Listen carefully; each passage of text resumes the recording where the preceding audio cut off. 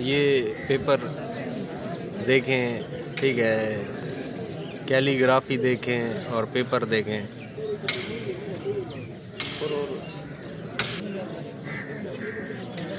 यहाँ से 5-7 लाइनों का तारुफ कैसे लिखना है, ठीक है। और ये यहाँ से देखें रिलेटेड अशार कैसे लिखने हैं। ये 10 नंबर की नज़्म का सवाल होता है फर्स्ट ईयर के अंदर, तो उसको जो है ना मतलब बच्चे इस तरीके से प्यारा प्यारा पेपर करते हैं। ये पेपर देखें, ये इधर से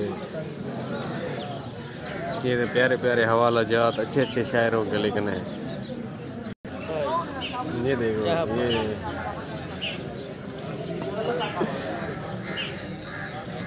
अच्छा, अब ये देखें, ये गज़ल के अशार की तशरीह है। ये देखें, ये गज़ल के अशार की तशरीह है। अब ये पूरा व्यू है।